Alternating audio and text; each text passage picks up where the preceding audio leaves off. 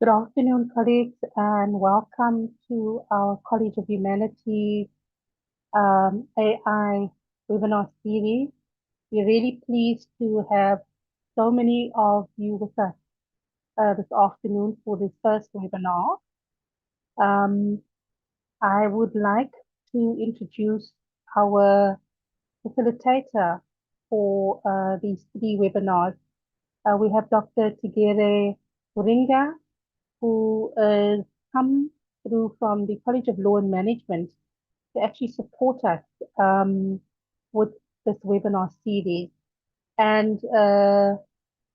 Moringa, as you know, is really a specialist in the use of artificial intelligence within the higher education space. You will see from his bio and his CV that he's gone over to the States to upskill himself, and he's come back, and we really, really are, we're privileged to have him here at the institution. And you're going to see that throughout this webinar series, he's going to be assisting us, whether we are academics or we may have some professional staff here within the space, on how we can actually improve on our knowledge and skills in terms of utilizing generative AI technology within the teaching, learning, as well as the research space, whether we are academics or whether we are postgraduate students or even some undergraduate students in their final years who are interested in this particular topic. So we welcome you, and we really appreciate your attendance as well as your participation in the webinar series. Thank you so much.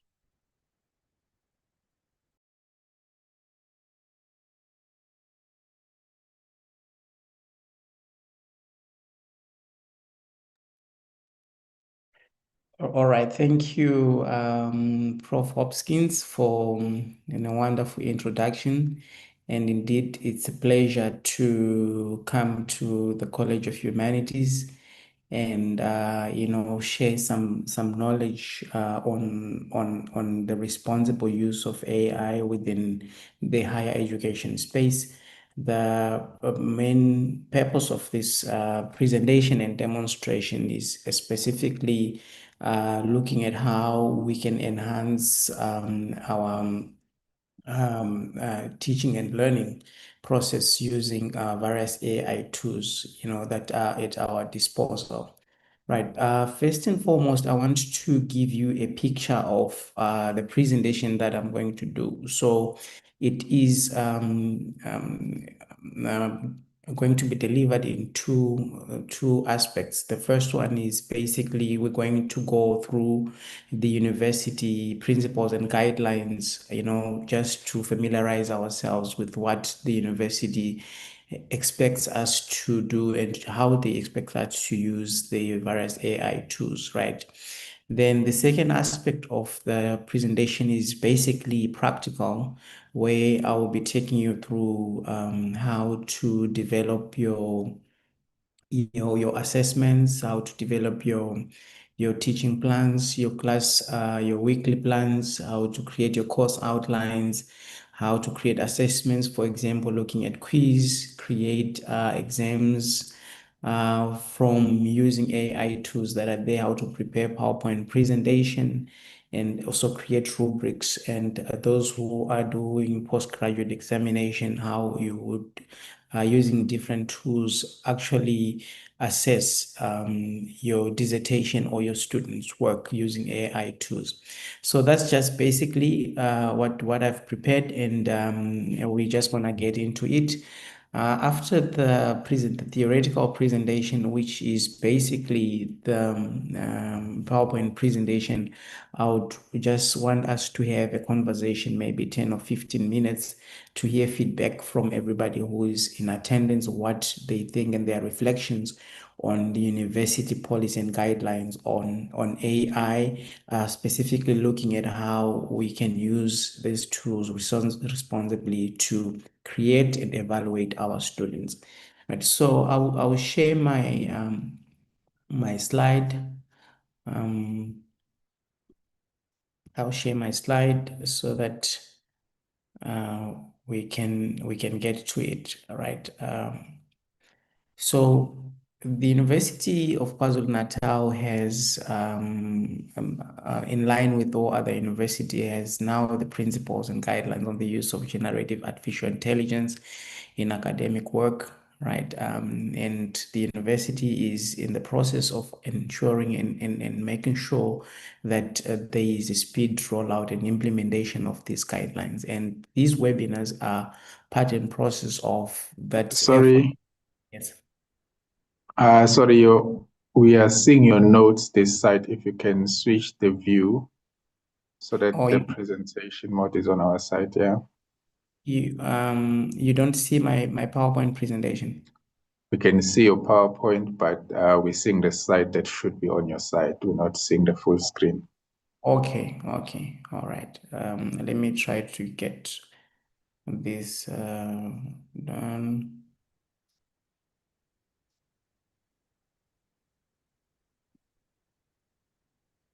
and see how this is going to work out. All right. Share screen, share this to open presentation. All right. Is there any improvement? Has anything changed or is still the same? It's flipping back and forth. Is it still the notes or the actual? Yes, we're still seeing the notes. So maybe you can share, when you're saying share, I think it's the second screen or so. All Let's right. put it on presentation mode, the bottom. Put it on presentation mode. Yes. Then share the second screen, this one here. It comes and goes for some reason. All right, I'm sure we're fine now. Is it sharing now? It's sharing, but It's still sharing the notes. yes. The full screen comes and goes. Desktop, desktop two. Right. Are we set?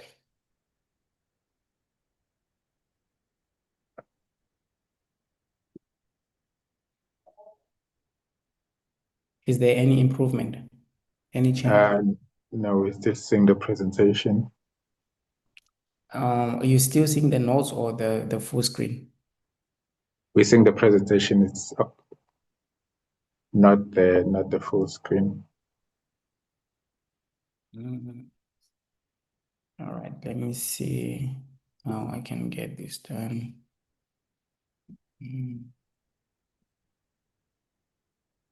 Maybe close the presentation and reopen it.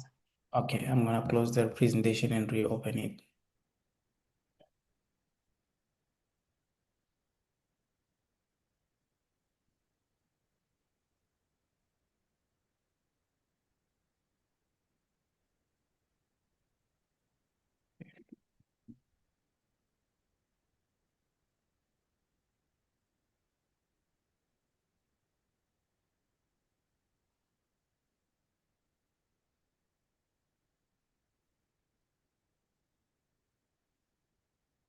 Tell me if it is showing now.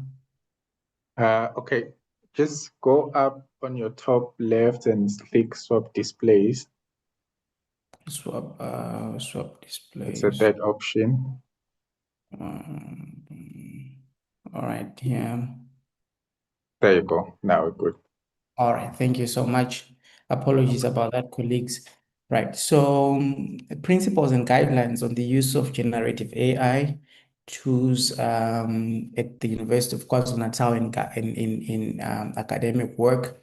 So basically, my assumption is that most of us are now familiar with the definition of AI, even though to some extent there is still some confliction and people use those terms interchangeably, whereas generative AI is normally what we term as artificial intelligence, right? So artificial intelligence, I basically define it as the simulation of human intelligence processes by machines, particularly computer systems, where it enables machines to perform those tasks that typically require human intelligence, such as learning, reasoning, problem solving, understanding language, and perceptions. Right. So well, let's have a understanding, a brief understanding or a background understanding of how the notion or the whole concept of artificial intelligence is developed and set up. So normally we have four tiers within artificial intelligence, right? That which we regard to as artificial intelligence, right? So we have the first tier, which is the artificial intelligence, where that involves techniques that equip computers to emulate human behavior, enable them to learn, to make decisions, to recognize patterns and solve complex problems in a manner that is akin to human intelligence, right? Then below artificial intelligence, then we have what we call the machine learning, where it's a subset of artificial intelligence that uses advanced algorithms to detect patterns in large data set and allows machines to learn and adapt. So machine learning algorithms uses supervised or unsupervised learning methods, of which I'll dwell deep as we progress to what is supervised and unsupervised learning methods. The concept of supervised and unsupervised learning method is very key in our presentation because it will assist us to actually adhere to the guidelines of the university, wherein you have to make a distinction, as a researcher or as an academic, a distinction between what you call reliance and over-reliance of AI tools. Right, so we move on to deep learning, where deep learning now becomes a subset of machine learning, where we use neural networks for in-depth data processing and analytical tasks. Deep learning uses multiple layers of artificial neural networks to extract high-level features from raw input data, simulating the way humans perceive and understand the world. So at this level, this is where you, for example, you've given a prompt to your generative AI. So this is the first level where the prompt that you've given, it unlocks that process where the machine that you're working on, it begins to get into the neural networks for searching for in-depth data that is related more or less to the patterns or to the words that you have punched in on your computer or on your platform. So no, this deep learning takes the example of, or it is built from how the human brain is networked, right? So that's why we have the word neural networks, where there's is kind of using various networks for searching in data to leverage the multiple layers of artificial neurons of data that is available on the web, or the data that you would have otherwise provided the artificial intelligence. Then the generative artificial intelligence, this is the most popular one, and this is what most people regard to as AI, right? I thought that distinction is very important for the purposes of this presentation, because more often than not, everybody says, did you use AI? Are you using AI, right? Whereas they will be referring to ChatGPT or the large language processing models, right? Where in that process, they actually referring to other tools and stuff like that. So generative AI is now a subset of deep learning models, right? That generates content like text, images, or code based on provided input, right? They work on trained vast data sets. These models detect patterns. So the idea is that we are working on the data that they have been trained on, that is available on various platforms. It's available on the web, or available in some sort of repository. So the platform is the generative AI is trained on that data, right? So when you give a prompt, a command, it actually goes in, the deep learning process that I've described. That's what is unlocked and trying to detect patterns and create outputs. And generative AI, we have a lot of examples of them that are on the market currently. The university is not subscribed to any at the moment, right? The last time I checked, they were working on which one to subscribe.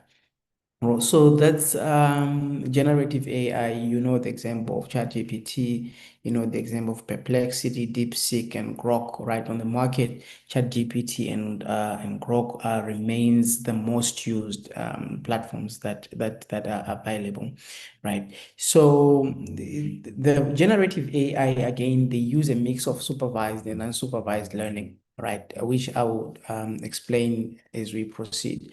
So the diagram here that you see is basically giving a picture of what really happens when somebody is working on a project, or when you've given a command, right? There's deep learning that happens, right? And there's supervised learning, right? Where you actually give strict commands, strict instructions, or when you are actually having it, generating content on its own, right? So that's basically what happens. And I thought this diagram is also important when we're talking about machine learning, from data examples.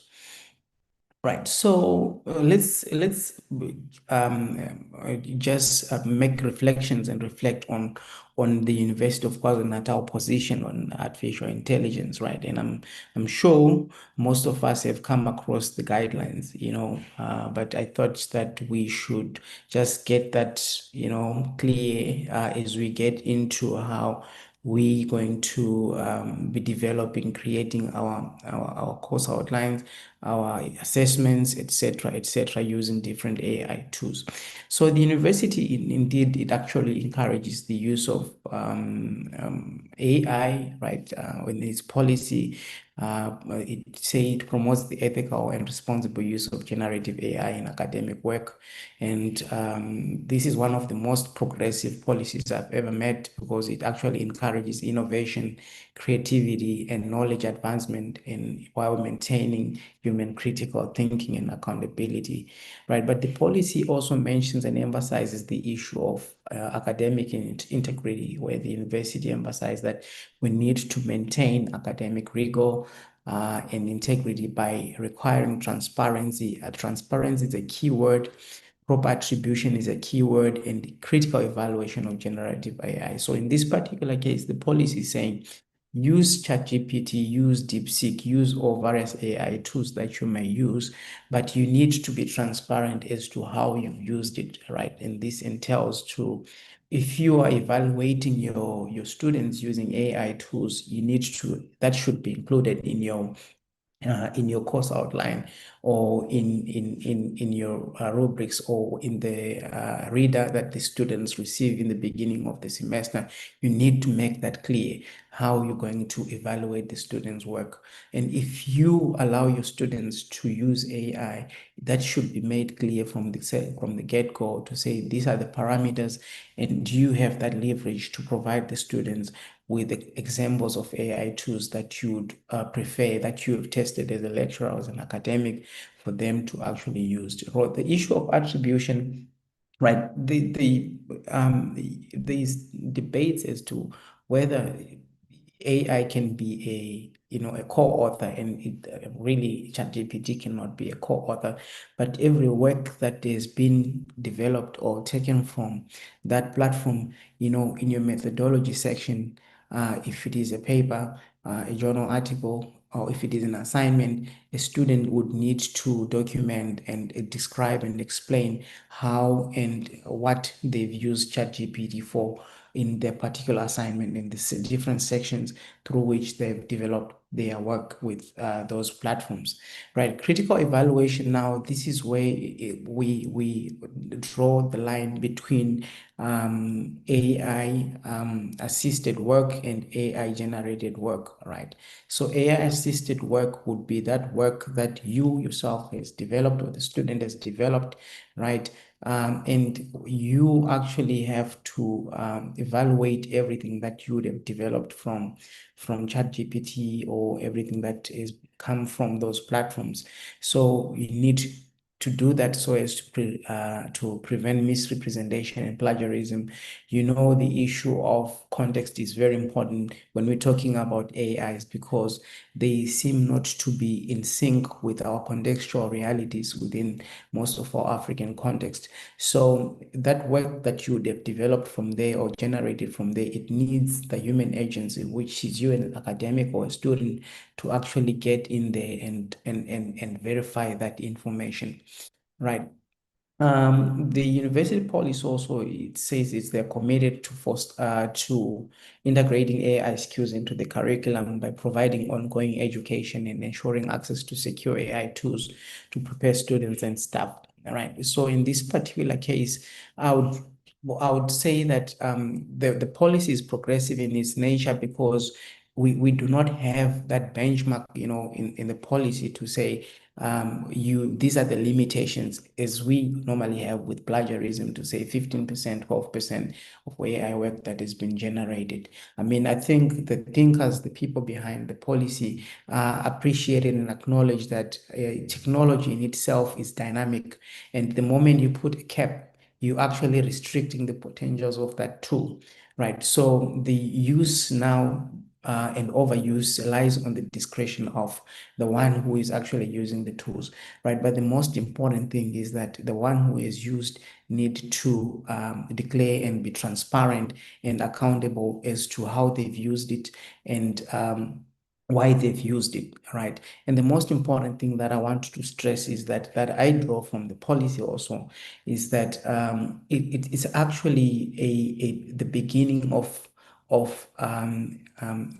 opening up for scholars from the global north, from the global south, or from different disciplines for them to actually come up and develop methodologies that are otherwise not available and that are unique to their disciplines. Why I'm saying so is because when you have done your analysis, your thematic analysis, you can do your Brown and Clark thematic analysis on ChatGPT, right? You can do your SPCS on ChatGPT, right? But the process is different from how you would have done it manually or with SPSS, right? So by you documenting that process, as the university requires, you're actually developing a discipline-specific methodology that can be documented and can be kept in the discipline and inform future research in that regard. So I think the policy is progressive in that regard.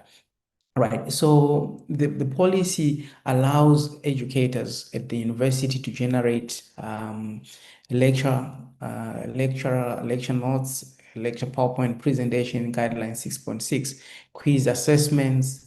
It suggests an hypothesis to analyze data, right? You can do your research analyzing data, right? It acknowledges that AI assists in drafting and debugging codes, those engineering. So for example, as a researcher uses AI to summarize literature reviews, saving time for deep analysis, ensuring proper source attribution, right? So in some of our presentation that we'll be doing, this webinars that we'll be doing, we'll be focusing on specific research or what literature review or developing your manuscript using AI tools and, of course, in an ethical manner. Right, challenges and limitations, right? Let's acknowledge that using AI, right, within our policy, it's actually stated that these key limitations. Number one, it's AI may generate false or biased information. It tends to hallucinate, right? It tends to hallucinate, but it tends to hallucinate evidence as shown that if you over rely on AI tools, if we remove the human agency and if you are generating your assessments or your evaluations for students, if you rely on AI without providing it context or rubrics or guidelines or templates, then in that process it actually hallucinate. I will demonstrate as we proceed. So there's somewhat kind of lack of critical thinking, that comes up with as a limitation of AI, right? It can't really replace a human judgment. And that's also explicitly stated in the policy that, AI cannot replace human judgment, right? Citation issues, depending on the platform that you're using. I know ChatGPT is very guilty of generating fake citations. It can come up with citations that are not even existing. But said to say, also, Google Scholar is doing the same as well. I know an example 2 weeks ago of a scholar who had 3 papers that showed up on Google Scholar that have been authored by him, right? But he actually did not author that work. So it's AI. They were created by AI, and ChatGPT picked them up, and Google Scholar picked them up and put them in, but they are attributed to that scholar, and that scholar would have to report that. Right. So an AI tool suggests a citation that doesn't exist.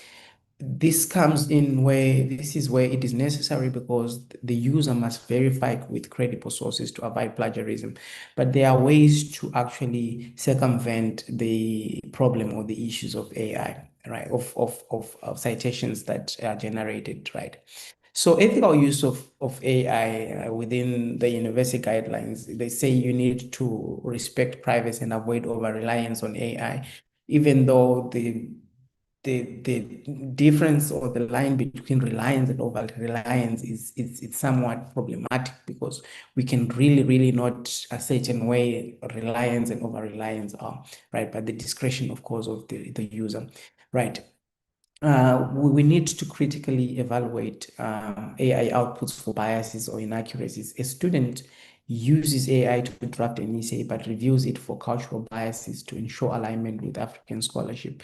Right. So I'll demonstrate for you some of these pitfalls and shortfalls that happen when you are over-reliance. Because if you over-rely, AI has, you use algorithms and stuff like that, and it tends to generate things that are not context specific.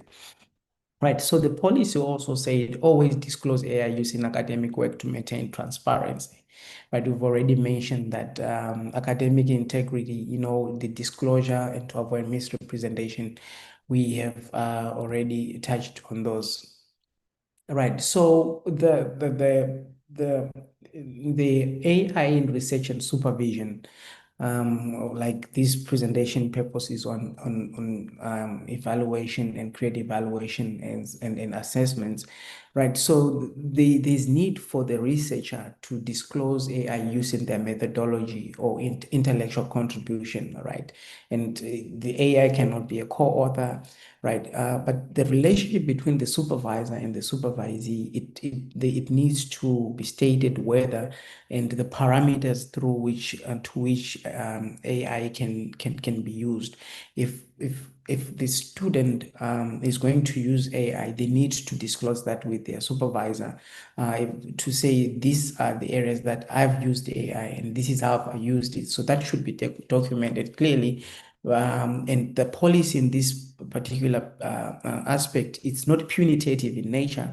That's what I love about the University of KwaZulu-Natal policy. It's not punitive in nature. Rather, it actually seeks to foster student AI literacy. So, for example, a supervisor uses AI to summarize student draft, but discloses this in the supervisor agreement, supervision agreement. That should be disclosed in the supervision agreement. Right. So this is what is happening.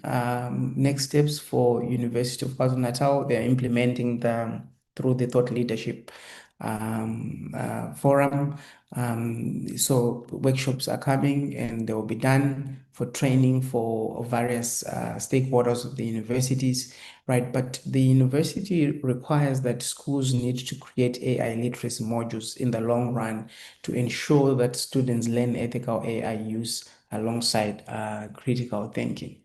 Right. So the key terms in my demonstration of AI that I'll be bringing in up back and forth. AI, we've already defined that exit level module, right? Generative AI, we've already described that. Then prompts, that's the most important thing that I'm going to be focusing on. Prompts. Why? Because the difference between the educator who creates good assessments and the one who doesn't lies between the type of prompts that one is used or generated. So we spend most of the time on explaining the prompts that one has to use and the prompts that I've developed and I've used in the past. So what I do is that when I'm doing a task or when I'm generating a task, I actually have a notepad next to me documenting everything that I've done, that and how I've developed that, whichever that I've developed. Then in that process, that becomes my prompt or my template for doing similar tasks. So it actually reduces the amount of time I spend on developing that work. Right. So we'll talk about secure generative AI tools, right? Right. The university policy and whatever we're going to be doing is in line and aligned with the South African National AI Policy Framework, right, which allows us to use AI ethically and responsibly, where we talk about transparency, fairness, and accountability. And I think these are very key terms, right?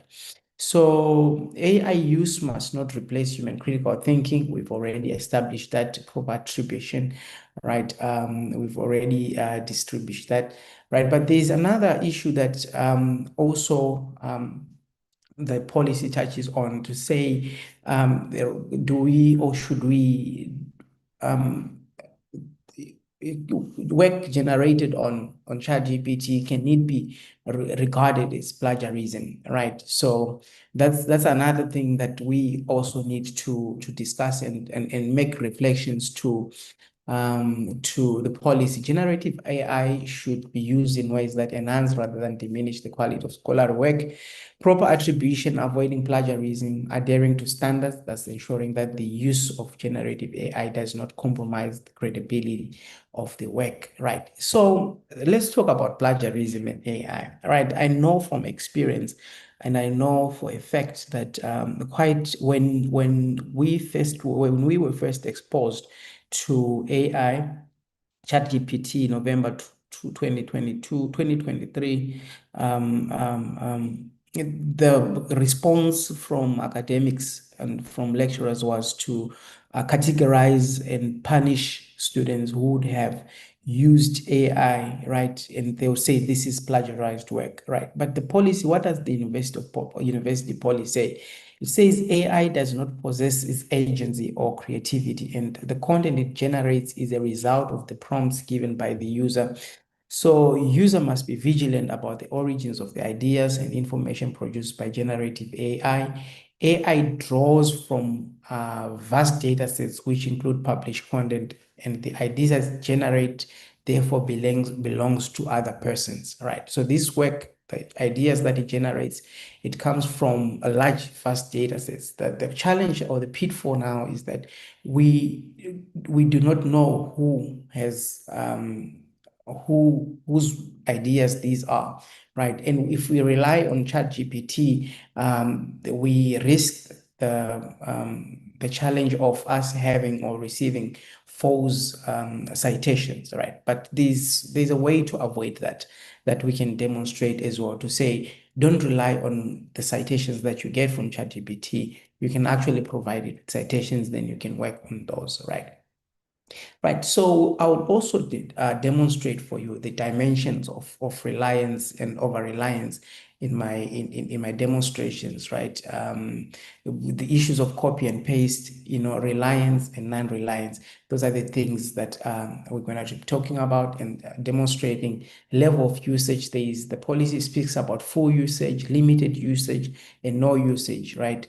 But as we are looking at creating and evaluating students, the policy now goes on to say, if limitations are placed on the use of AI or if it is not permitted at all, then the one who limits, who is the lecturer or the academic, right, would need to actually provide the pedagogical rationale for such restrictions or ban in the module, right? So it lies on the one who bans, not on the one who have used, right?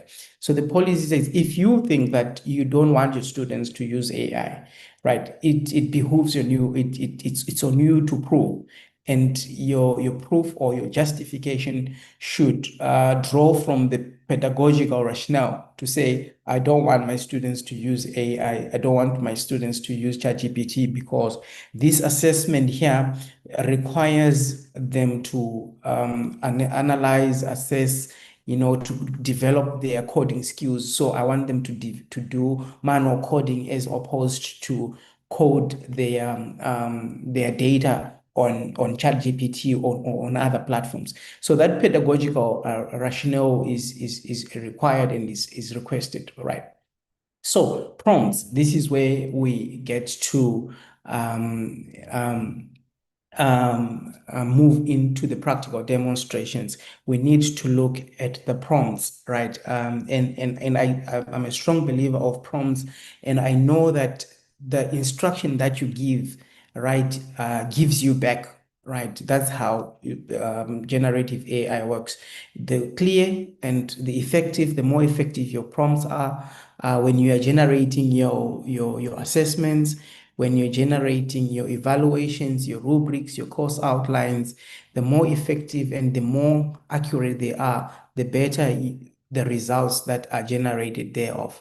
But the downfall is we haven't come to the point where we know how to actually develop prompts and use effective prompts for the evaluations and assessment of our students, right? So this is the end of the first section, which was basically making reflections on the policy and how it allows us to develop and to use AI tools in our evaluations and assessments within our schools and within our disciplines, right? So I just, as I transition to the platforms, right, I want to invite some feedback, some brief engagements while I set up the demonstrations that I want to do. So I want to invite hands to hear what otherwise colleagues think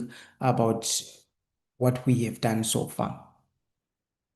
Right, I'm not sure if I'm able to see whose hand and which hand is up, but let's hope that will be easy for me. So I'm opening up here now for some brief engagements before we start the demonstration, where the first demonstration will be how to create a lesson plan, right? Create a course outline, create quizzes, assessments, create exams from your AI tools, right? Right, I'm going to check here in the charts. Right, there's Okay. Do you want me yes, to just unmute a person that has their hand up? sure, that would be great. Can you hear me? Okay, awesome. Hello, Yes, we can can you hear you. You can go ahead. Okay, thank you so very much, together for the presentation. I'm just curious. I hope maybe you address this in your presentation. I want to find out the introduction of AI. Of course, it was repugnant initially when it emerged because we didn't want our students to outsource their intellectual faculty to AI because we were training them. Writing skills was one of the skills that we wanted them to demonstrate in the assessment they submitted. Of course, engagement with content and so forth. In as far as the introduction of AI for use by students, what do you think? Does it compromise? Does it enhance certain skills that we train our students to possess when they exit? I want you to address that question, whether it's a beneficial aspect or it compromises certain skills, or certain skills they are just irrelevant and we need to replace them with AI. If you may address that aspect. Thank you.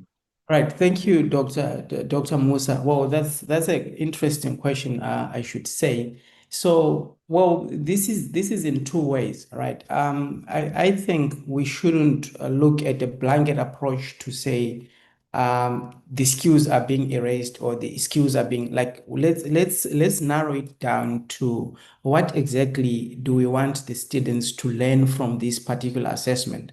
What exactly do we want the students to gain the exit outcomes of this particular module or course out of this assessment, right? I think that's why the policy says there should be pedagogical reasoning or rationale for not using and for using that tool, right? It goes both ways. So if your assessments it seeks to enhance students' skills of analyzing data, right? The question now becomes, do you want them to do the traditional analysis of data, or do you want them to develop skills, digital skills, for analyzing data using digital or artificial intelligence tools? I think that's where the question is, right? Instead of saying, what skills are being eroded, right? If we say our critical thinking skills are limited to traditional ways of writing or traditional ways of research, then I think that will be problematic, because in learning how to maneuver and use the tools, right? For example, I will tell you that there is a level of critical thinking that is required in producing a good assignment on ChatGPT, right? And it has been proved, because when you do not know what is required of the assessment, right? What argument you want to push in the assessment in the essay, you won't produce the same. But as somebody who has come to that point of understanding what they want to do, they use their critical thinking, but their critical thinking is actually enhanced by the affordances and affordabilities that are being brought in by the AI tools, right? The discussion and the debate goes on, but depending on your philosophical positioning within the broader spectrum, right? But the bottom line, and I think the long and short of it, is that what do you want the students to, what skills does the assessment seeks to give the students, and what skills do you want the students to have? If you want them to learn the traditional skills, then the AI won't be relevant. But if you want them to be digitally savvy in terms of doing their work, then you need to train them those skills that are available on AI tools. Right. I think that's what I can say for now. We can hear responses from other colleagues, what they think in this regard.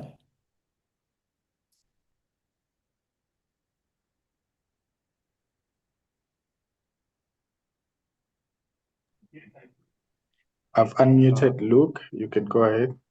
Thank you. Thank you. Hi, Dr. Moringa. Thanks for your presentation. I'm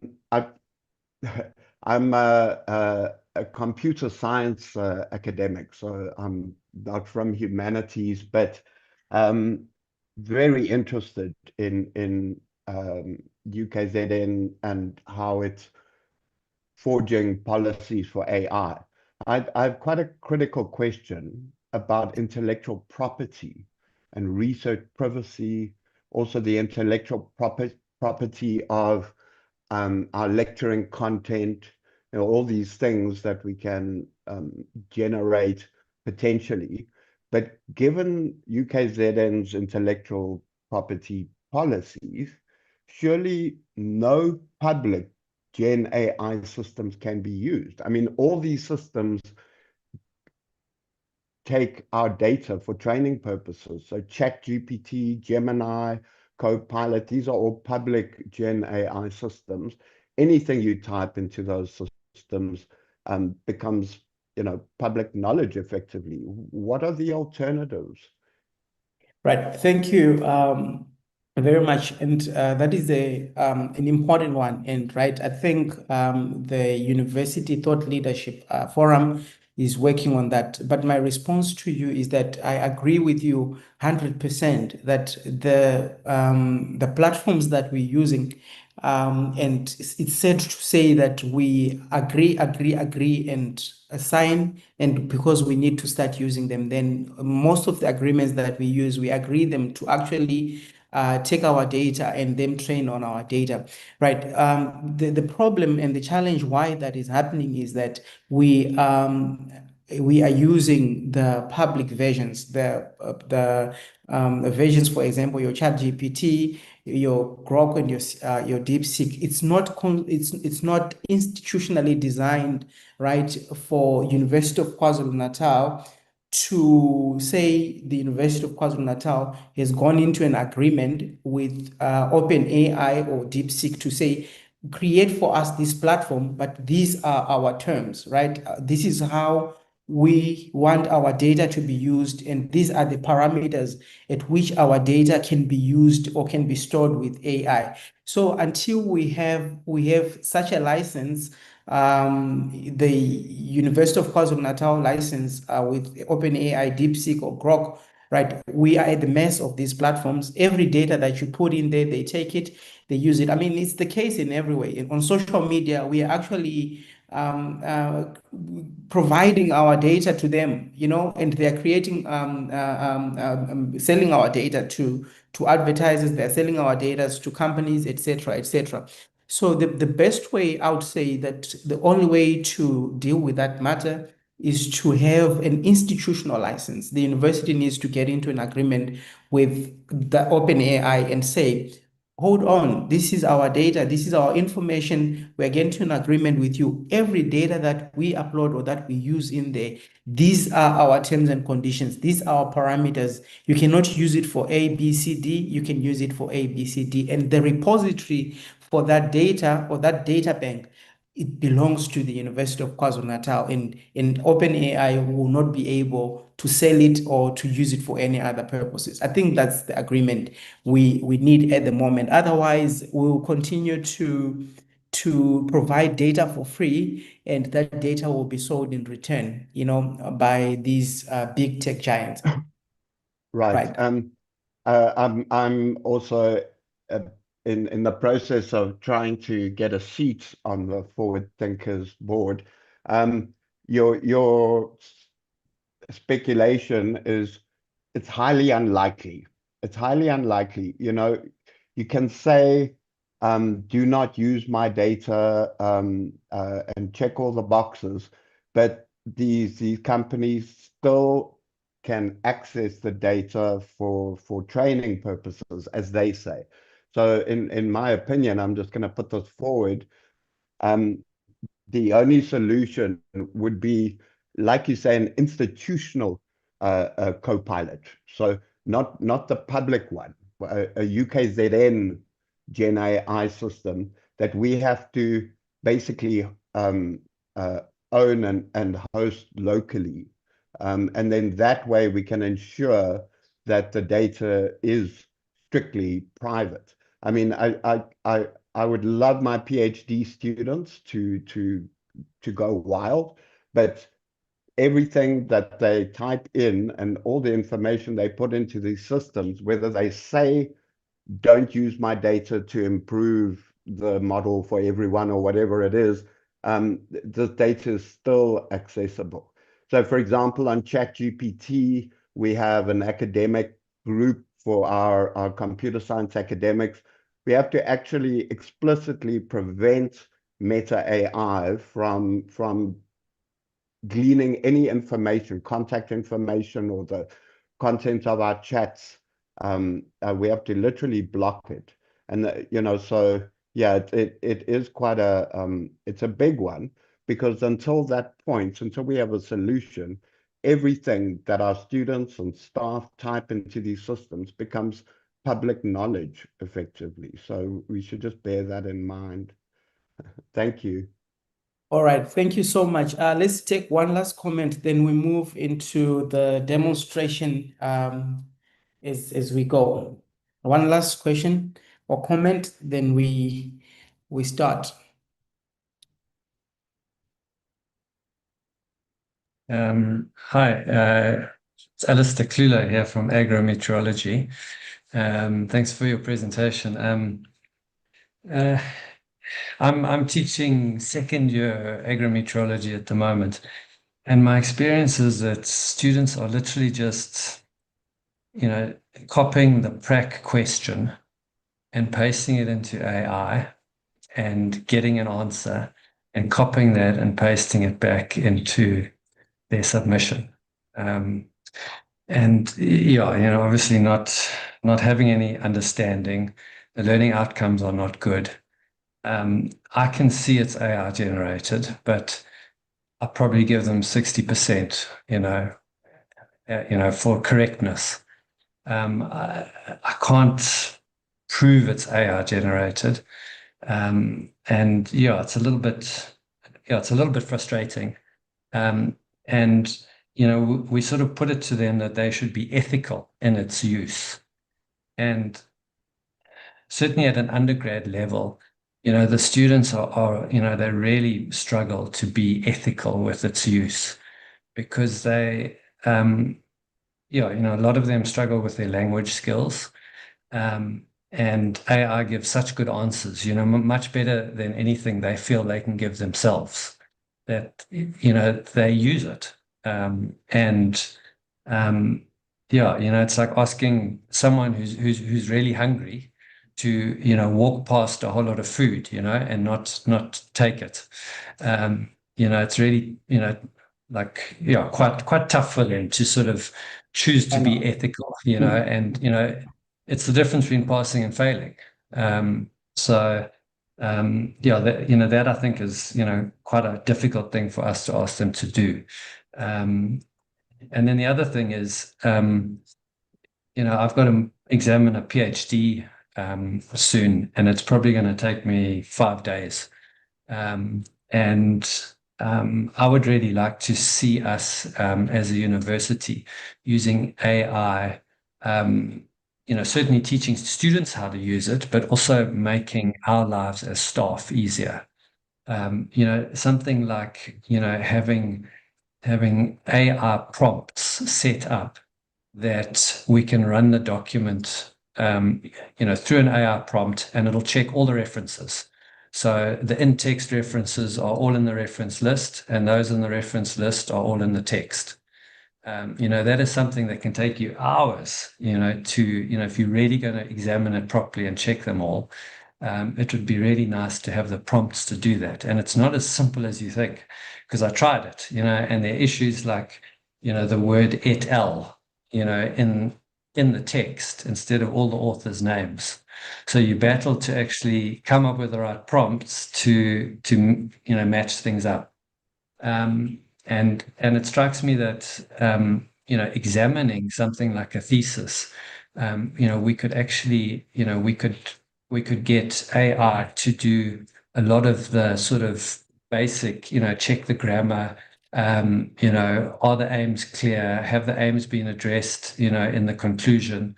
We could have a institutional kind of AI prompt where we can put in, certain, our subject material, the level at which it's being examined, that will, save us days of time. Thanks.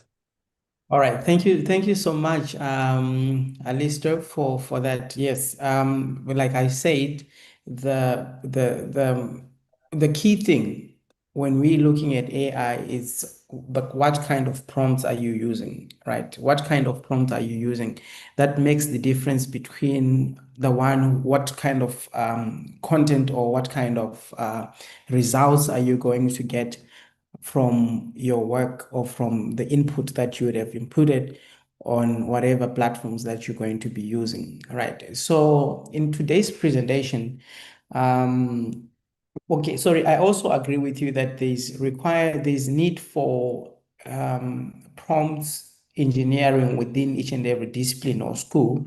And this, like I said, that the policy of the University of KwaZulu-Natal is actually progressive in that it states that whatever work that you've generated with AI, you need to provide an extra or an addendum or a attachment of what prompts did you use and how did you use this and what were the outputs that you do and what are the following prompts that came out. And if we have a bunch of students working on a particular project and they've used up different types of prompts, and if we bring those prompts together to look at what prompts they use and stuff like that, I think that's for now, the best way for us to come up with that discipline-specific prompt. To have an institutional one, it might be very difficult, far-fetched, right? Because we focus on different things at different times. But looking at different disciplines, I think that can start and that can already start to happen. Right, so thank you for that. We're getting into the second segment of my presentation, right? I called this one a practical demonstration of AI. Right, logged in on ChatGPT 5, right, the paid version of ChatGPT, right, and it has various features, a lot of features that you can overthink of, but I want to remind you that the purpose of this presentation today was basically for us to get the issue of assessments and evaluation out of the way, making reflections, of course, to what the policy says and what it allows us to do and what it does not allow us to do. So the policy does not allow, there's no restrictions in the policy in as much as what we as educators can do with the AI tools that are there, but we're just hoping that sooner or later the university can come up with our own specific tools, right? So I'm on ChatGPT. I'm sure my screen is showing. Colleagues from the PR office, please confirm if my entire screen is showing and it is showing correctly, right? That will help a lot so that I can start, right? Yes, we can see your screen. Yes, is everything visible? Right, I assume it is, Yes. right? Right, so ChatGPT has various GPTs in it, right?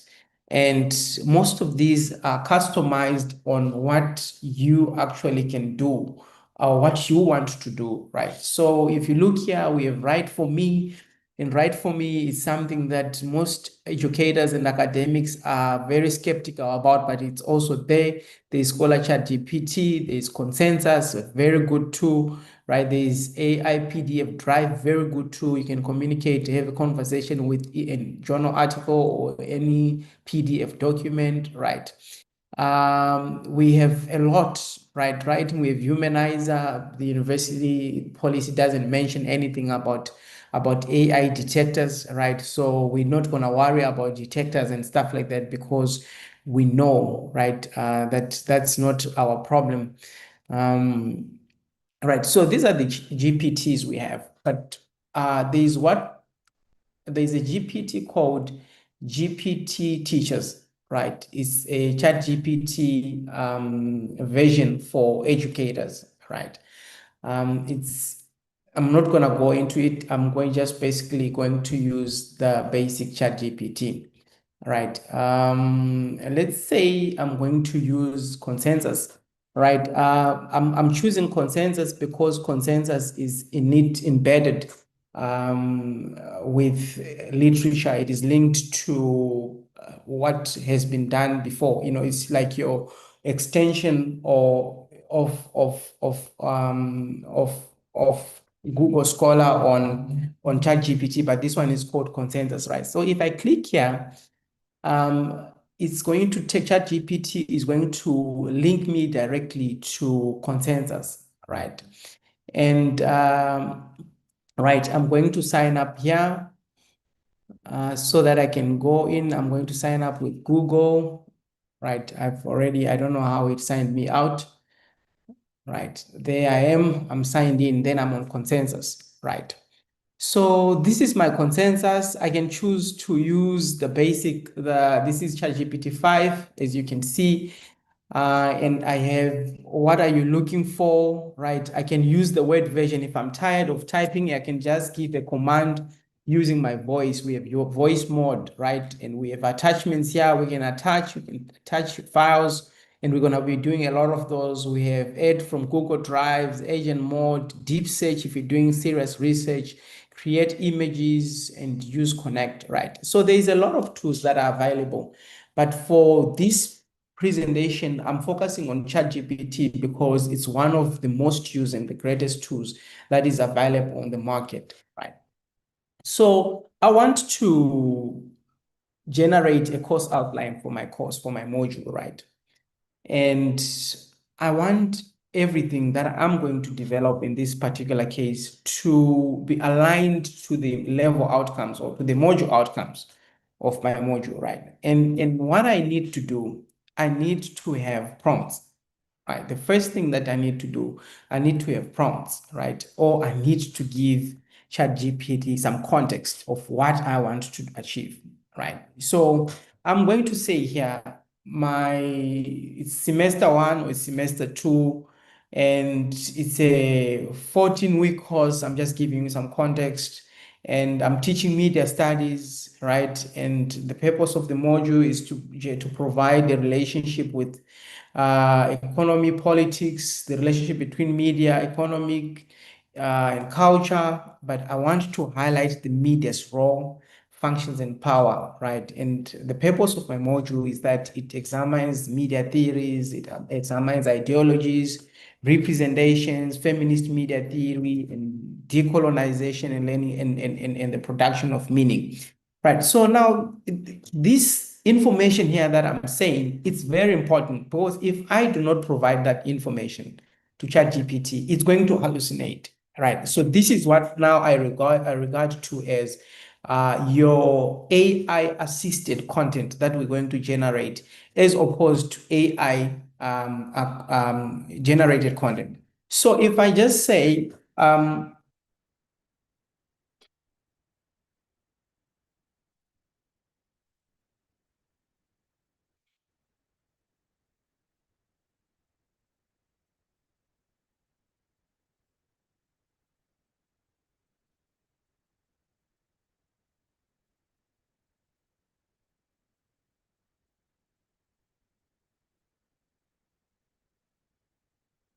right. So I want to describe, to show you an example of, what we call over reliance on AI. Right. So I say here, I teach media studies, right? Generate for me a course outline with 14 weeks drawing on previous literature, right? Then I click here, and then I say generate. Right? So what is going to be generated here is basically out of touch with what I want and what I'm focusing on, right, in my studies, in what I want to teach the students. It's looking good. It has weekly outlines. It is week 1, introduction to media studies and course overview, key concepts, media culture, right? It provides me here with readings, right? This is a accurate source, right? So the reason why I'm doing this on Consensus is because Consensus provides me with accurate citations, right? It doesn't hallucinate citations, right? So I'm on ChatGPT, but in ChatGPT, I'm using a Consensus extension. It has given me 14 weeks, right? But I can't really Sorry, take this. Yes. sorry to disturb you. There's a request that if it's possible, you can maximize your screen, even maybe zoom in on the text. Okay. Right. Does it look better? Yes, it's better. Are you able to zoom in?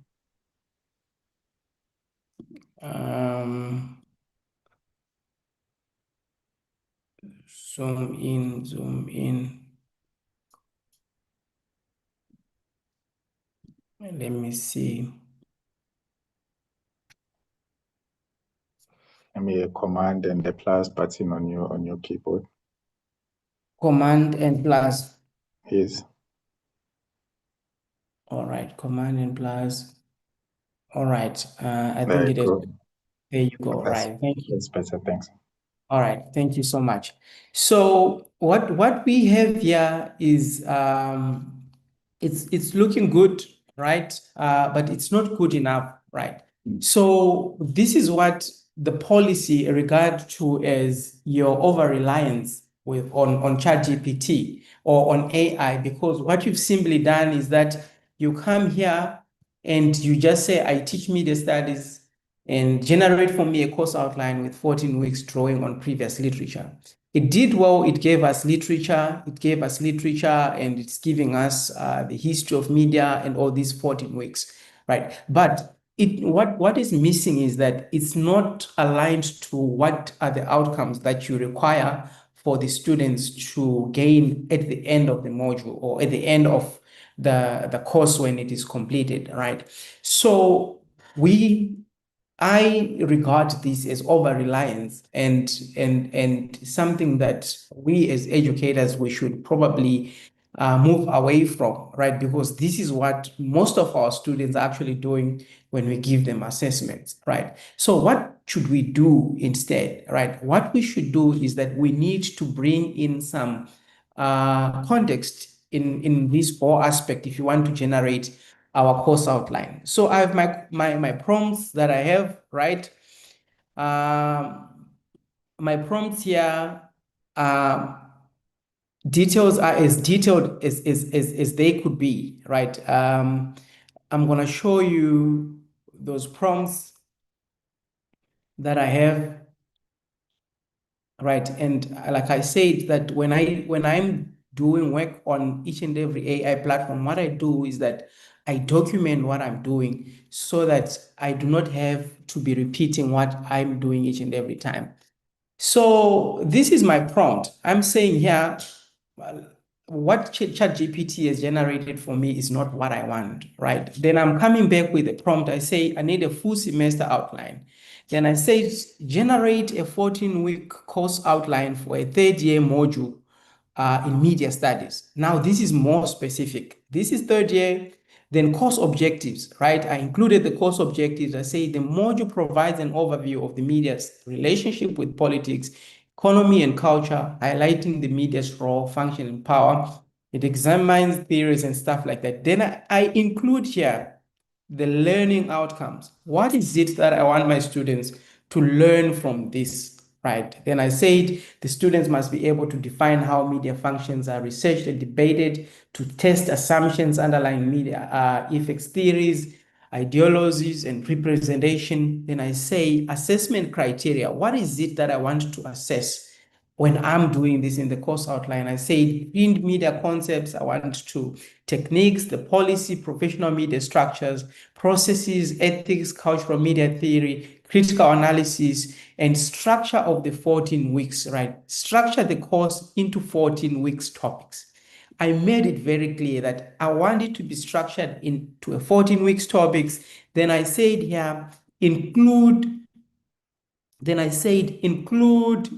assessments spread across this semester, right? Say assessment 1, week 5, short written assessment, testing understanding of the media. Assessment 2, group work, it should be a group presentation. Assessment 3 should be a final essay or an exam, right? Then prompt 2, it say focused weekly plan, right? Then I'm getting in depth to say, in this course outline that I'm developing, this is the general or the broad outline that I need, but I also need on each and every week, I want it to be more specific and looking at different specific things that I want, right? So now the question is, after I've ended all these instructions, look how detailed these instructions are.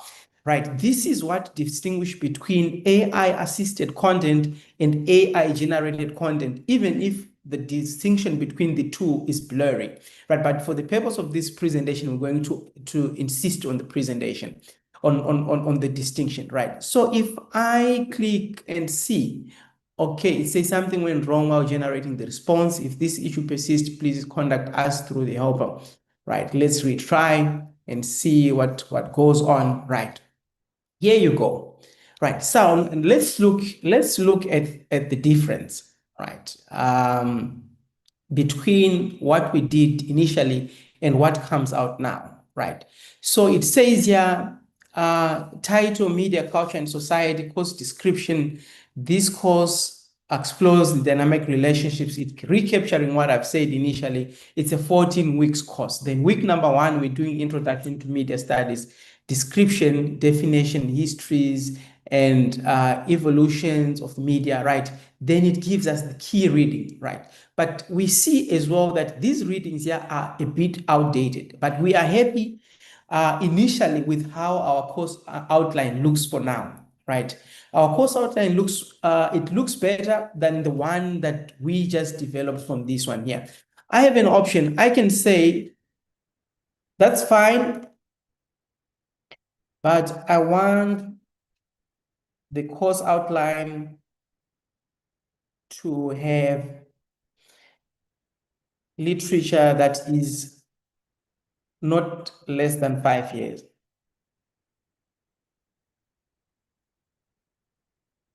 Include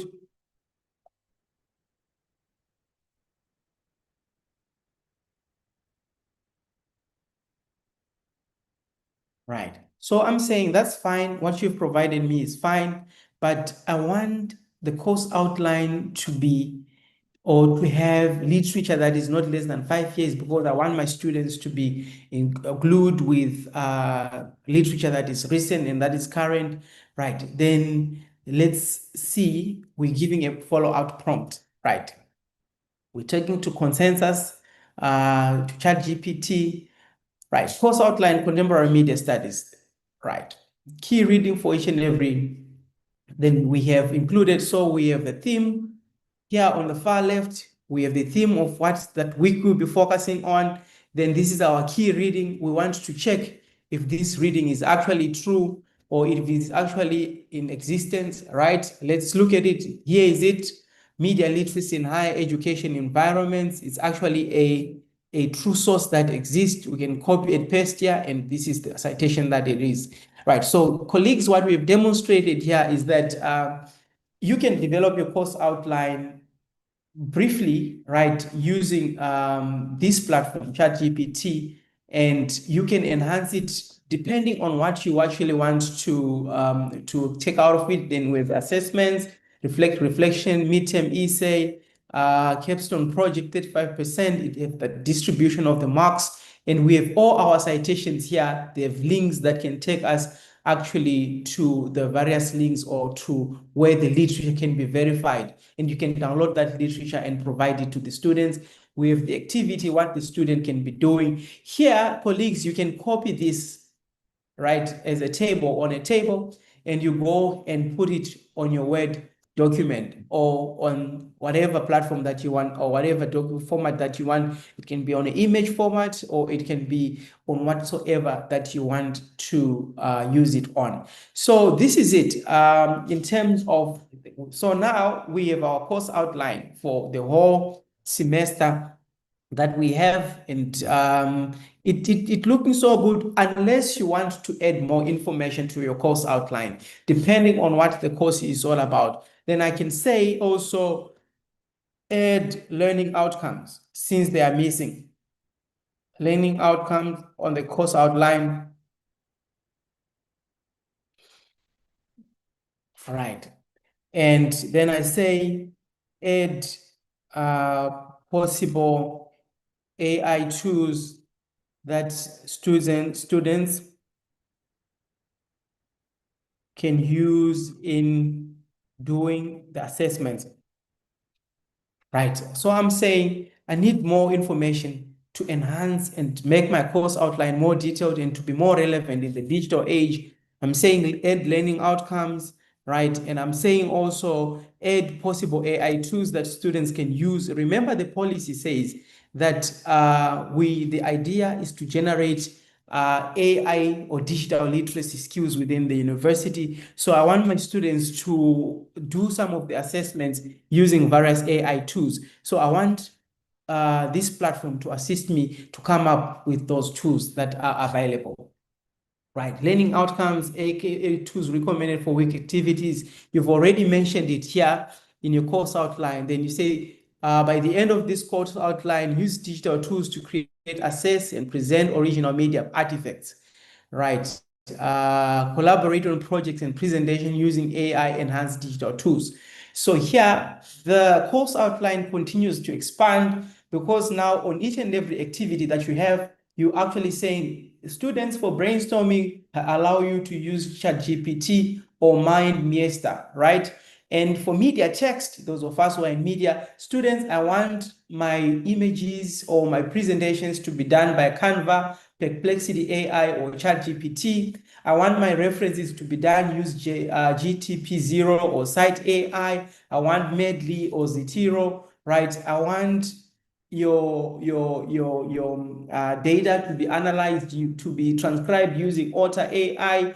You're actually giving the students the parameters as to how much and which tools one can use, and they are allowed to use within that course outline for the entire semester. And these colleagues will allow students actually to be proactive in terms of saying, how do we use ChatGPT for brainstorming? Then you include it in your teaching. When you're teaching students, make a demonstration, because if you don't do that demonstration for the students will go and do whatever they want to do. And when it is provided or submitted to you, you realize that actually the students didn't do anything. So it's very important to share those parameters. But colleagues, ChatGPT has assisted us to come up with a course outline that is more digitally relevant in the digital age. And it allows them to and gives them options for different tools that can they use for each and every section of their semester.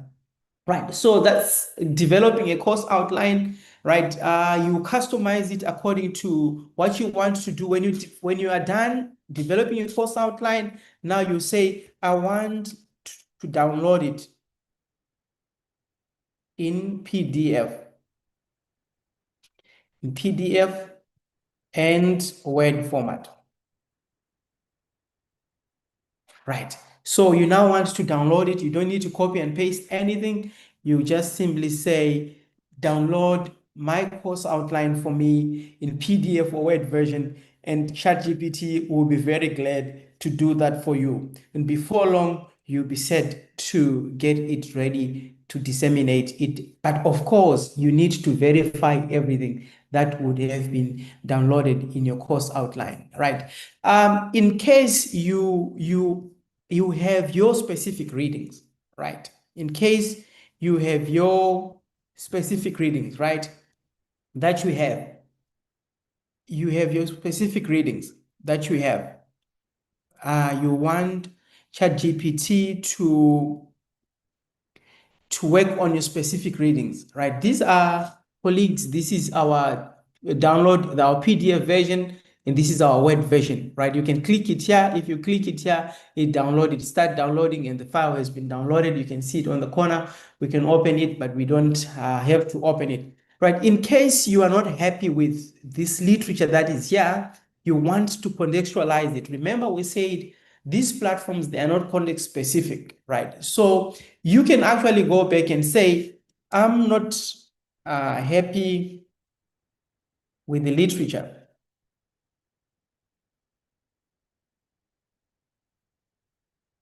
I'm not happy with the literature suggestions. I want the South African literature to inform my course outline. It should be not older than 5 years. Colleagues, these instructions are very important. One instruction can change what you can produce on ChatGPT. Just a single instruction can be a game changer. Right here, we're saying, I'm not happy with the literature suggestions in my course outline. I want the South African literature for my course. It should not be less than 5 years age or after publication. Then let's see. Talked to ChatGPT and consensus. There you go. It's giving me South African literature. Then it says here, recommended South African literature for media studies curriculum. It says, Here there is Moringa and Argentit. We want to see if indeed this is a true work, right? Let's verify it.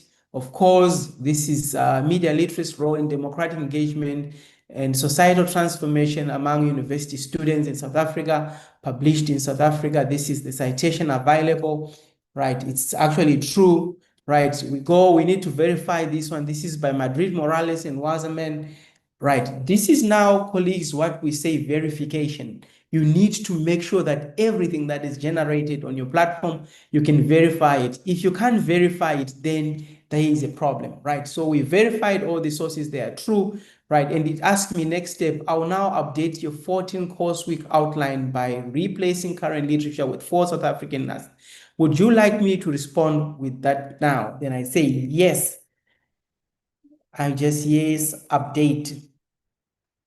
Right, then I'm getting an updated version of my course outline. Right, let's see what we're going to have after this conversation with ChatGPT. Colleagues, the difference between what we have initially and what we have now lies on what prompts have you used, right? What prompts have you used what makes the difference. I always say, if you hear somebody blames the tools for not being effective, the tools in themselves, they have unlimited potentials and unlimited works that they can produce, but it lies on how much skills have you honed. And that's the challenge that we're having with our students, because our students are not trained on these technologies. And some of our educators are also not trained on these technologies, and they are producing work that is substandard, and therefore they resort to castigating these tools. Right, colleagues? So we have our completed course outline that we have. We started with the course outline. The first we started with was basic, it was general, it wasn't content specific, but the last that we have developed, right, I just want us to see it. So here we have on the screen the download version and the Word version, but I want to see it before I download. I want to say, present the course outline in a chat, right? I want to see what has been developed before I download it. So you can actually move away from the PDF version or download, then you can actually see it here. There it goes. We have it here, right? So we have our updated readings and activities are there and everything. This is our course outline for the 14-week semester. And everything that we'll be assessing here will be in line with the context-specific readings that were done in South Africa. Right, so let's move on to creating a lesson plan, right? We have the content plan, we have the course semester, with the course outline for the whole semester. Now we have classes each and every week, right? We want activities for each and every week, right? Now, because we have here, we have the introduction to media and the learning outcomes and key readings and the media use and journals, we're not going to struggle, right? So we go back to ChatGPT and say, develop a course out, a lesson plan for week 1, focusing or drawing on the course outline above. Right. Now, what are the things that you want to find in your course outline? Right. What are the things that you want to find in your lesson plan? It's very important, because remember, the prompts that you use here is going to determine whatever that's going to come out. What is it that you want? Right. I'm going to say, all right.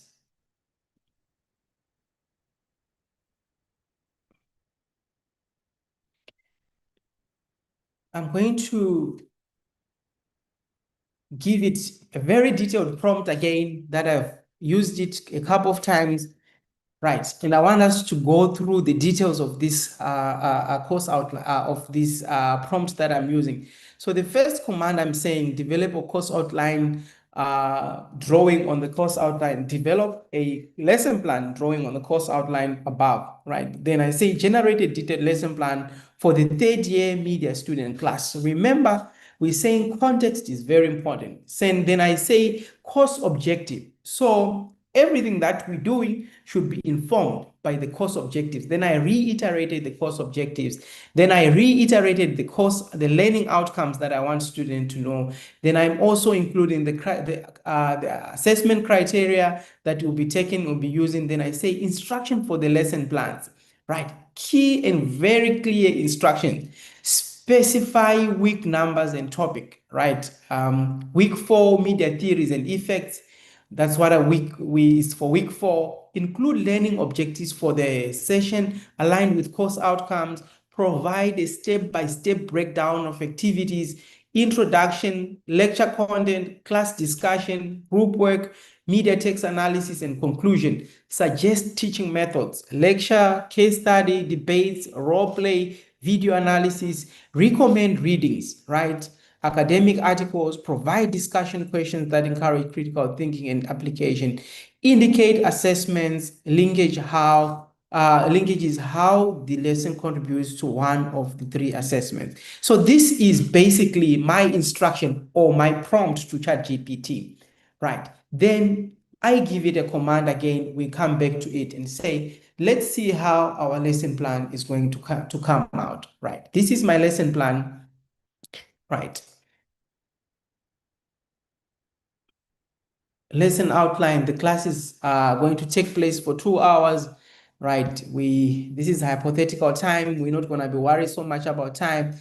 Welcome and icebreaker, introduce the course structure, expectations, student goals, icebreaker. Well, then it gives you an example of what you can say. What is one media platforms you couldn't live without, right? Mini lecture, media in the context, South African context, overview of the post-apartheid media, right? This course outline, colleagues, it is actually the lesson plan or the lesson outline for week number 4. If you go through it, you'd see that it is context specific. It's speaking of things that are happening in South Africa. It mentioned SABC and ENCA. It mentions post-apartheid development. It mentioned things that are happening in South Africa. Here you can see, right, in assessment linkage, this lesson supports assessment 1. It actually tells you that this lesson is related to assessment 1. Then it gives students the homework. So that's your lesson plan for week number 4. And the readings are there. It's Madris Morales and Moringa and Ajin Tete, right? So that's your course outline. That's your lesson plan for week number 4, and it is context related. So this would be different if we didn't have the context that we have drawn from the course outline, from the readings, from the prompts that I've provided. So this outcome that we have here on ChatGPT is solely dependent on the prompt, right, that we have given. It's also dependent on the context or the contextual background that we had given it on the course outline for the entire semester, right? So you do that on your weekly basis. If there are things that you think you must update in your course outline or in your lesson, weekly lesson, you can update them as and when you see it fit. Right. So we actually developing and we're moving. Right now, it comes to the issue of you want to develop your assessment. Remember, we said we have 3 assessments, right? Now it's time for you to develop the assessments, right? And you want your assessments to focus on a specific set of readings that you have done in your class, right? Now, the question is, what exactly do you want to test students on? And I say, I want to test my students on their understanding on what we call the framing theory. That's what I want to test them, right? So I'll give a command and say, ChatGPT, I want to test my students on their understanding and the practical application of the framing theory when they're analyzing media text or when it's reporting on women leaders, etc., etc. So let's now develop assessment 1. All right. But our assessment one, we want to develop it from the readings, specific readings that we have, right? Because we've been doing this with ChatGPT. I'll tell you that this trend or this chart now, ChatGPT more or less now understands the kind of thinking and the kind of stuff that I'm doing, so much so that if I just put a one-word command or two words command, it won't hallucinate that much. If it does, it will be by some other reasons. But because in the background, remember the diagram I shown you about the various stages of what happens when you put in a chat language module, the algorithms, the neural networks and stuff like that. So it is some more or less attuned and aligned to what I'm doing and what I want to achieve in this particular course, right? So we want to develop now an exam, right? We want to develop an exam for this module here, and we want ChatGPT. And I'm thinking to myself, I say I want my exam to be marked out of 100%. And my question is, how many sections do I want my exam to have, right? And what are the things that I want to find in my exam, right? What are the things that I want to find in my assessment for the students, and what exactly, what readings do I need them to do I need to make reference to, right? So I go back again to ChatGPT and say, right now we want to assessment for the course and the exam, right? Now we want to create an assessment or assessments, right, for the course and the exam, right? But let's begin. Let's start with the exam first, right? And see what our exam would look like, right? So I've already pictured in my mind, or drawing on previous exams that I've set, right? I can actually upload all the exams that I've set before, right? I have maybe 5 exams that I've set. I just want ChatGPT, or I want my exam to incorporate different aspects from those exams. Then I can upload those. Then I give the command to say, drawing on this attached, use these exams. But here I have a specific command that I want ChatGPT to look at or to use. Then I'm coming here and say, right, generate, need to use our prompts. We need to have developed our prompts. We need to make sure that we follow those prompts, right? I'm going to say here, this is my prompt that I've developed, right? And I've been thinking about it, now that I've put it on the Word document, right? I'm saying generate a final paper, exam paper for a third-year media studies course with the following details, right? The module, I'm recapping the purpose of the module so that my exam will reflect everything that I've done in the module. So I'm saying the exam should follow the following structure. It should structure 100%. It should be section A, multiple choice questions that will constitute 10 marks, 20 marks, right? 10 questions, each worth 2 marks. Questions must cover key concepts and definitions from the course. Provide 4 options for each questions with 1 correct answer indicated. Section B, short answer questions, right? 30 marks, 5 questions each with 6 marks. Questions should be test critical understanding of theories, media functions, and etc., etc. What I'm demonstrating here, colleagues, is how detailed my prompt is, right?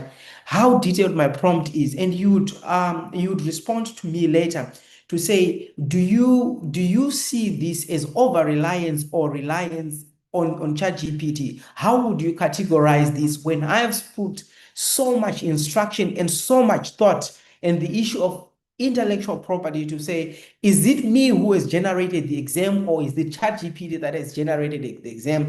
Has ChatGPT simply organized my thoughts into well-typed exam, or is it, what exactly is happening, right? And I'm saying, right, I want ChatGPT to depend, I want my exam to be based on specific readings, right? I want to include specific readings.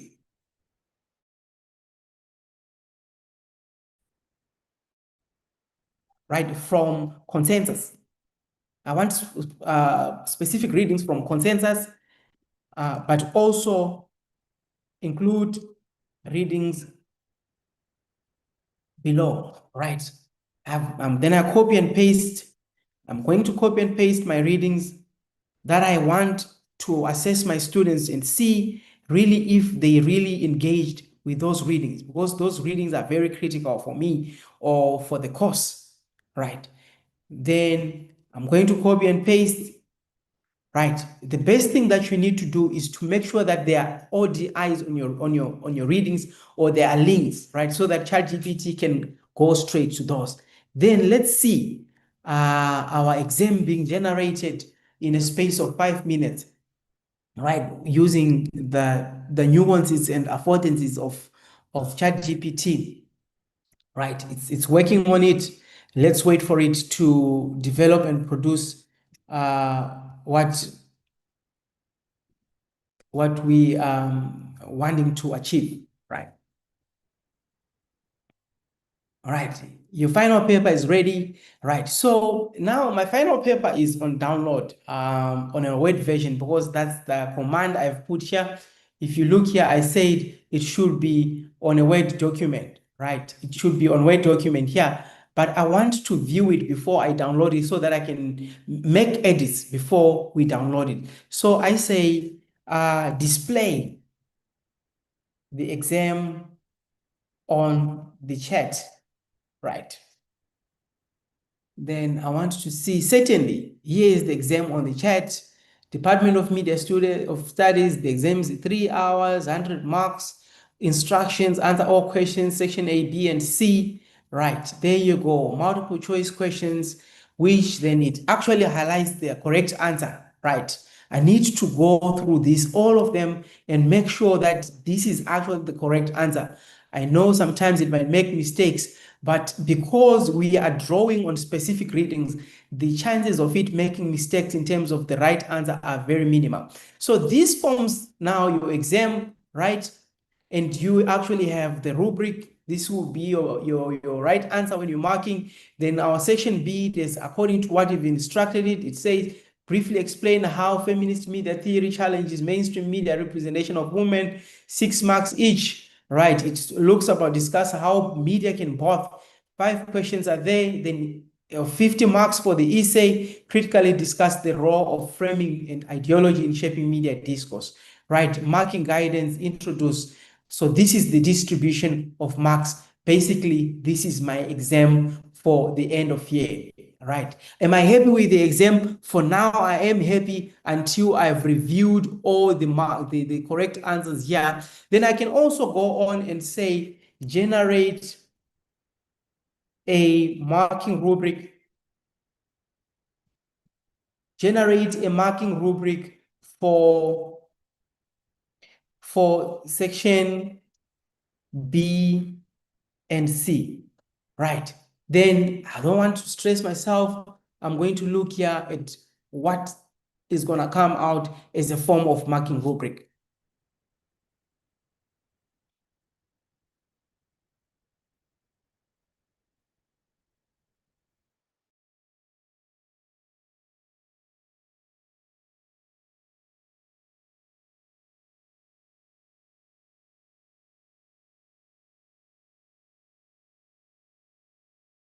We're going to move to postgraduate now. We're going to look at how to actually assess dissertations and like what was raised earlier on, how we can have a institutional guideline on assessing a dissertation.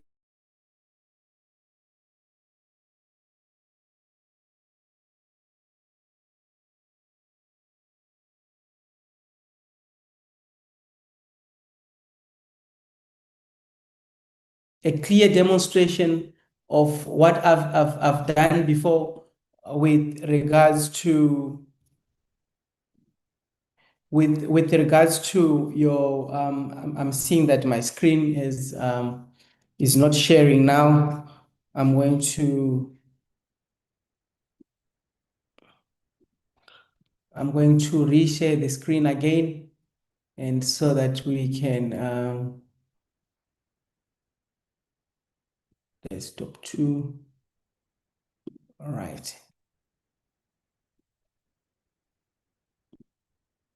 All right, desktop 2. So we this is our rubric that we have, marking rubric, but I'm not happy.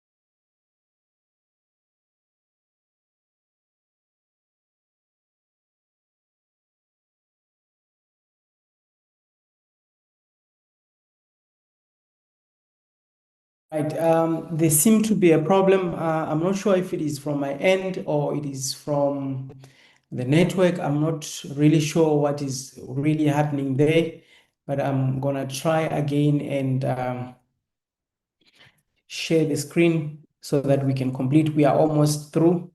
Right, so I was saying I'm not necessarily happy with this rubric that has been generated in this particular case, because what I want is the actual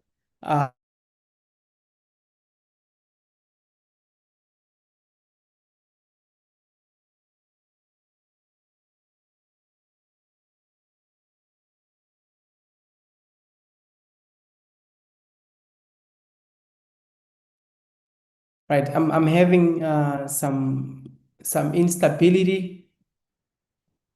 I'm not sure what is exactly actually happening from my end. Let's see if we can. Let's see if we can complete this section that we are dealing with at the moment. Then we can always go to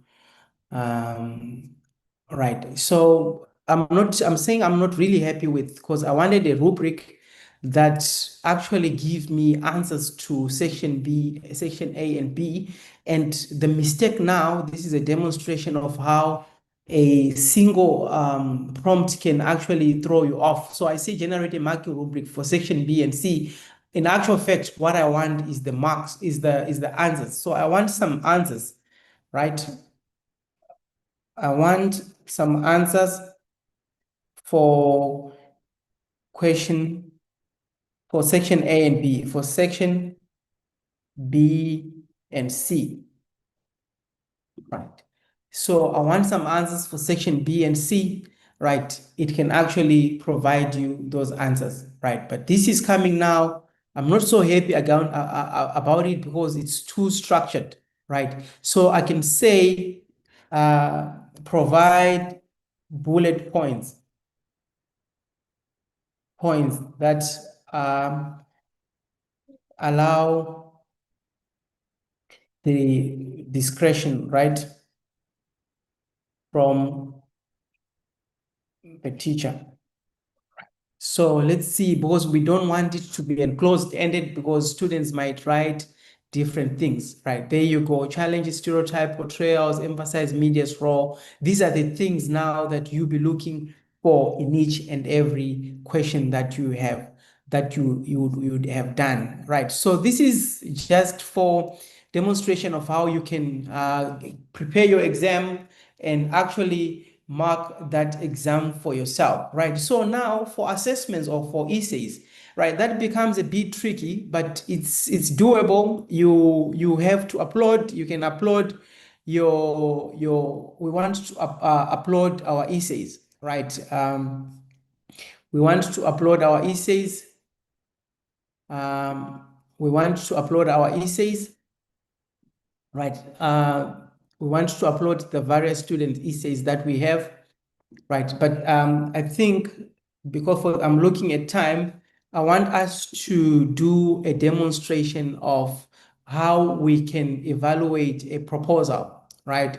How we can evaluate a proposal or a master's thesis, right? Remember, we're talking about evaluating, right? So this is what we have. This is the master's dissertation. If I open it for you, I've already gone through it as a lecturer, as a supervisor. I've gone thoroughly through the dissertation, right? So I'm not simply outsourcing my responsibility to assess or to review the dissertation to ChatGPT, right? But I've gone through it, but I also want second opinion, right? Then I'll say, this is what I've done is, before, remember, knowing the issues of POPI and also the privacy of data, I've removed all personal information and identifying information when I was preparing this document. So there won't be any student names or etc., or student number from this document. There's anything that identifies anyone with anyone. So I'm saying this is a master's dissertation, right? Right. I have already reviewed it,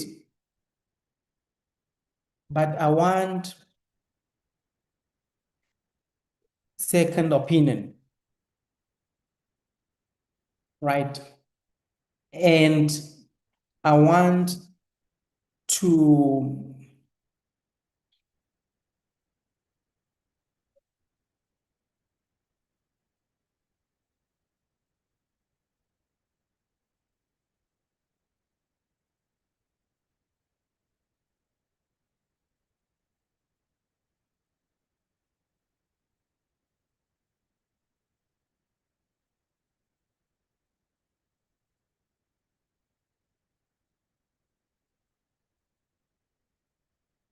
right. So I'm saying here, this is a master's dissertation that I've already evaluated, right? Enhancing my work with AI tools, I've already evaluated it, but I want second opinion. I want ChatGPT to go through each and every single section of this dissertation so that it can generate a report, and I'll compare my report with ChatGPT report. Then I'm saying, please, when I say review the dissertation, right, and provide chapter by chapter analysis, right? So colleagues, if this is what you intend to do, the university policy requires you to actually state this in your supervisor-student agreement. The student should know that you're going to use a hybrid approach into reviewing or evaluating their dissertation. You're going to review it first, or you're going to put it on ChatGPT or whatever tool that you're going to use. And the reports that the student is going to get, she's going to get the supervisor report, then it's followed by the report that is drawn from ChatGPT. So this is content analysis, right? The chapter introduction, strengths, provide a clear context of outline, use mimetization, relevance to the case, outline objectives, research problems, and significance as well. Then clearly identify local context. Then these are the weaknesses. The introduction could better clarify the central research question in a bold or separate headings, right? The background contains many secondary citations, would benefit from more critical framing. The introduction lacks a clear articulation of what the dissertation adds methodologically and theoretically. Then it says areas of improvements include the sunset problem statement. But colleagues, this is somewhat general. And if I give this feedback to the student might not pick up or pick exactly what are they supposed to do. Then I'm going to follow up and say, provide for me specific examples. Examples. Provide for me specific examples and also page numbers and line numbers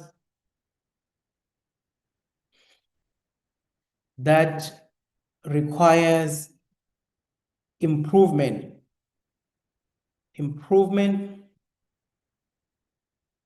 in chapter 1, right? In chapter 1 only. Now, here we have a brief and general overview of all the chapters that we have, right? From chapter 1 to chapter 7, right? And it gives you an assessment, topic relevance, excellent, theoretical framework, good, literature engagement, good, methodological rigor, good, analysis and discussion, fair, originality, strong. It's more or less similar to what I've given it, what I've also assessed or reviewed the dissertation, right? But now I want to help the student to actually go through line by line and see areas that requires improvement, the page numbers and the sections and everything. And let's see what ChatGPT is going to do for us in this regard.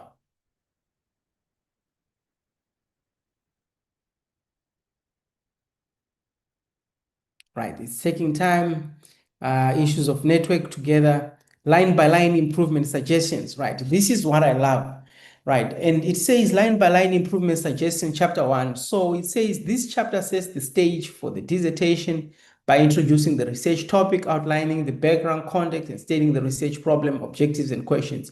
The issue, this sentence is too long and densely populated, densely packed. Right, and this it goes on and on and on, and we come across those sentences when we are examining. You see a single sentence that goes on for five for the whole paragraph is a single sentence, right? Suggestion, then it gives you suggestions, say split it into 2 or 3 shorter sentences, consider breaking after context or questions. Right, then it says line number 22, the primary objective of the study. Then they say, wow, this is a good objective. It lacks clear distinction between primary and secondary objective. Then it says, suggestion, add a bullet list or subheadings for secondary objectives. Colleagues, so this is our chapter 1, line by line of looking at the things that otherwise would need to be improved by the student in this dissertation that they have submitted, right? And we want to see how strong is the problem statement and how can it be improved. Right, now we're going deep, in depth in each and every section, right? So we're saying from the dissertation, the problem statement is embedded in a broader paragraph rather than sets of a standalone subsection, right? Here is a representative aspect, right? Say it clearly states the scope. It's the problem statement hints at a knowledge gap. Weaknesses, it says lack visibility, right? It's not standing as a single line paragraph or section that it needs. So we actually need to rework it and have it so that it can be visible. It says missing specificity of impact. It does not explicitly describe why this problem matters. Limited engagement, existing studies, right? Those are some of the things that I've already identified in this dissertation, right? Then it gives you a checklist here, clear identifying with the issue. Yes, needs better visibility, specific context, who, where, and when. Yes. Research gap clearly articulated, then it says partially, lacks citations and examples, consequences of the problem, impartial, then needs further development, alignment with study objectives. It aligns with the objectives, right? So this is basically what we have prepared for this presentation today, colleagues, to see how best we can do our assessments and evaluations guided by the university guidelines of AI, and also making sure that we are not over-reliant on these platforms, so that whatever they generate, it's context specific and it is informed by the thinking and the critical thinking of the lecturer, of the researcher. Right, with that, I call it a day. We're left with 5 minutes that we'll use for feedback and engagement as we round up for the day. Colleagues, thank you so much for your time and your attention. Opening up now for the feedback and engagements and comments and areas of improvements. And we will have, of course, next week we're having another presentation on how to develop journal articles using different AI tools, where we introduced a number of tools. So, but for now, let's hear from Judith Ojo, Oromukudu. Right, that's the first hand I see. Yeah, thank you very much for the presentation. And I mean, the insight you have given is very enlightening. I'd like to find out about the settings. If you could maybe speak to the settings on GPT, and then maybe also clarify the difference between ChatGPT and consensus. Thank you. All right. Right. I'm not clear exactly. I should be honest with you. What you mean with by settings, right? Do you mean the settings of the platform or the settings that I've used? Exactly. What do you mean, right? But while you thinking through that, to explain to me the difference between ChatGPT and consensus is that consensus is your literature-based platform, right? So I will just go here. This is my consensus web page, right? So consensus is your, and giving an example, it's like your Google Scholar, right? So it's a platform or database for all published literature that is available, right? All literature that is available. So I'll give you a demonstration. If I say, how does the media frame women politicians in South Africa? Right, we are doing this on Consensus website, not on ChatGPT, right? This is Consensus website. So Consensus now, it works, it has filters, right? And these are my filters here on Consensus, right? These are my filters on Consensus. It gives you the option to say, do you want literature that has been published in the past 5 years? Then you say 20, 25 on my far right. Do you want journals that are in Q1 or Q2? We say I want Q1 only. Those are the journals that I want to, that's the literature I want, right? That have at least 5 cited, or let's say at least 1 citation. I don't want literature that has not been cited, right? Then it asks you what methodologies are you looking for the literature that you want to review. I want all literature reviews, right? That's all different types. If I apply the filters here, you can see there's 4 filters, right, that we have. Then if I click here, right, this is that's the difference between ChatGPT and Consensus. Consensus is not your generative AI. It's actually a literature database, right?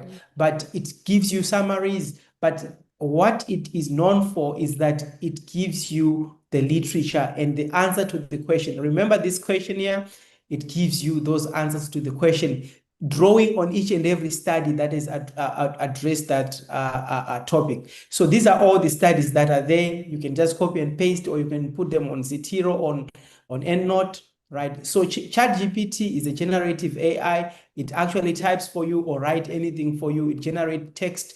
But Consensus, I think I would regard it as an earlier model or earlier version of generative AI, but it doesn't get into generating a lot of things, right? It doesn't, right? But it provides you with all the literature that you need. You have the option to search for whatsoever literature that you need. I think that answers your first question. Right. Let's hear. Yeah. Thank you very much. Regarding the first part about the settings, I'm actually referring to the concerns about your data or publications just being added to the database on ChatGPT, and how that may be, controlled. Right. So yes. So for now, we agree that we do not so much have control over what our data is used for. The moment we upload that data, on ChatGPT. But what we can do is to, like I normally do, when I'm uploading data, I'm analyzing data, I'm doing my thematic analysis, I remove all the names, personal identifying information on all my data, right? I remove all that so that I'm protecting the confidentiality and anonymity of my participants. So basically, for now, what we can do is to follow the general or the traditional ethical consideration that you would have taken when you're doing your research, right? In as much as the control or settings to limit them to use our data, we do not have that liberty to say don't use my data for anything. The moment you use it there, they're going to train this platform on your data, and somebody else is going to use that data. All right, I see another hand. Hope that answered your question. I see another hand from Elena Frederick. Yes, thank you very much for a very, very useful workshop. I want to bring something to your attention, the ethical aspects of being an internal or an external examiner and using this kind of tools, because, and particularly for PhDs, where there is an element of originality, I think it's very unethical as an examiner to take, even if you take the name and the student number and whatever out, particularly where there are like novel experiments or like a new catalyst which has been developed and so on. I think in our policy we should not put it into ChatGPT, because we are actually selling the results and the work of those people. We just give it for free. It could be the basis of a patent. It could be something which can be taken further, and we as examiner do not have the right to do that. I think so. I would never ever consider putting something that is original, even a master's dissertation, in this kind of public platforms. I think it's very unfair. No, fairly, and I feel strongly about it. fair enough. That's a very strong and genuine concern, because I mean, when we're looking at we haven't published the findings already yet, right? But we've already giving them away already to your OpenAI and stuff like that. I think we need to constantly, the university policy is a living document. If they've said it, so we really need to continue reflecting on these things, and I want you to actually raise these issues whenever they call out for input, you know, when it comes to updating the issue, your generative AI ethical guidelines for the university. I think these are concerns that are there. I mean, in as much as we say we are supporting our work, but I think that issue of saying we are already selling for free our data and our findings for our data, especially experiments, and something otherwise would be patented at a later stage. So I think that needs to be clarified. That's why I said in my presentation, as a student, as a supervisor and a student, we had that agreement to say, these are the tools that we're using, and these are the parameters of me using these tools and stuff like that. But thank you so much for bringing that up. That was really, really important. Let's see if there's any other hands as we round up. It's already 2:00. So I'm just gonna take the last two hands, then we call it a day.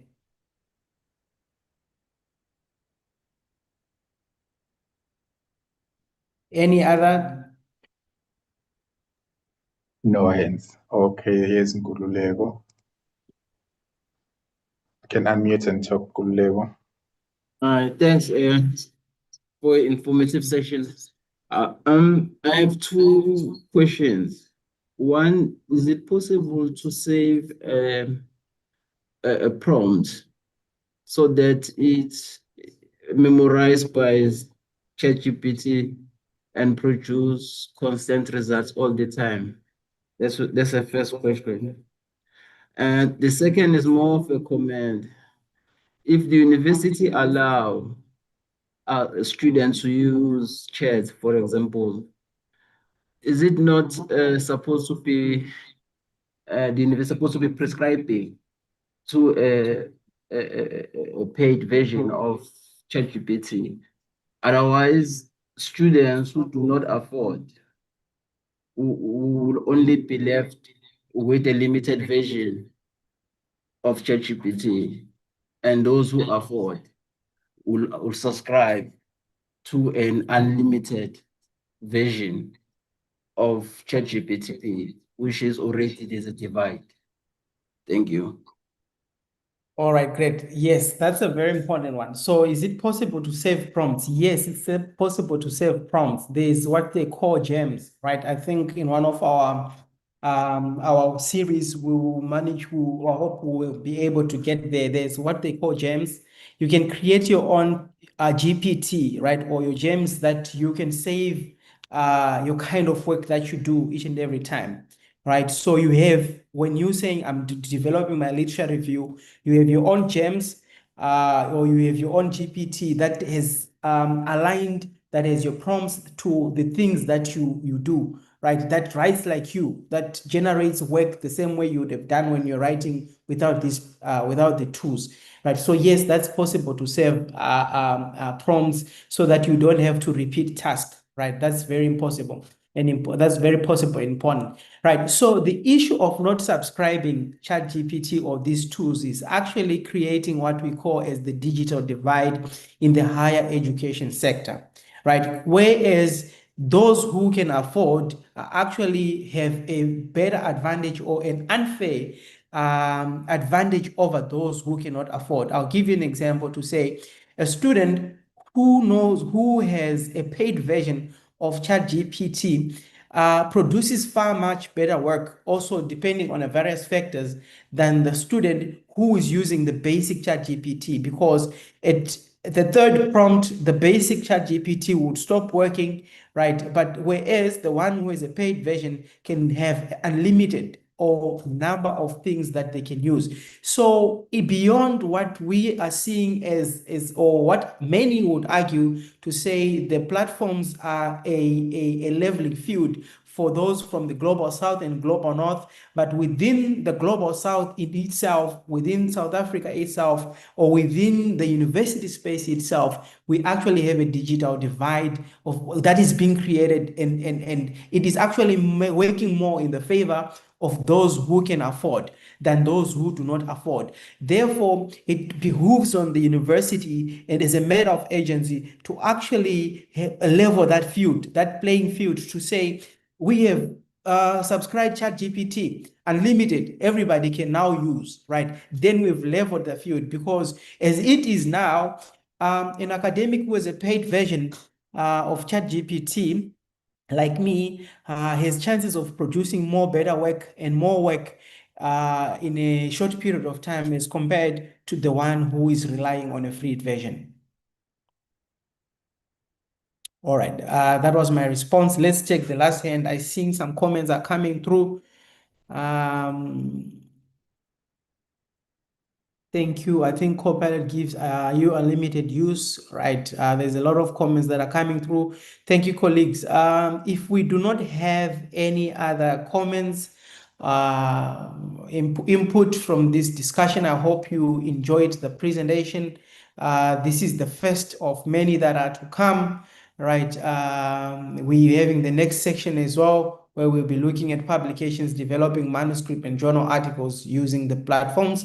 Then from there, we'll be looking at your proposal writing using the AI platforms. And here, we'll be focusing more on tools that uses literature and that are working on literature. But otherwise, thank you so much for your time. The turnout was really good and impressive. And we think that in our next presentation, we will have a more engaging and interactive session that would come. And I'm hoping that the college would arrange for us some, physical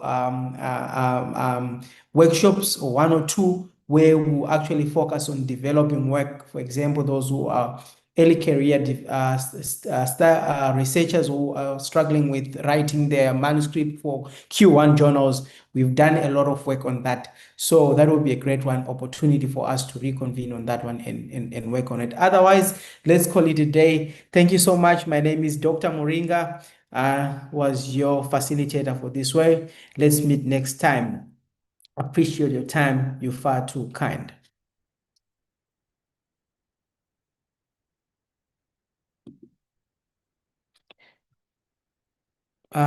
Elaine, I'm not sure if that is a hand or it was an old hand.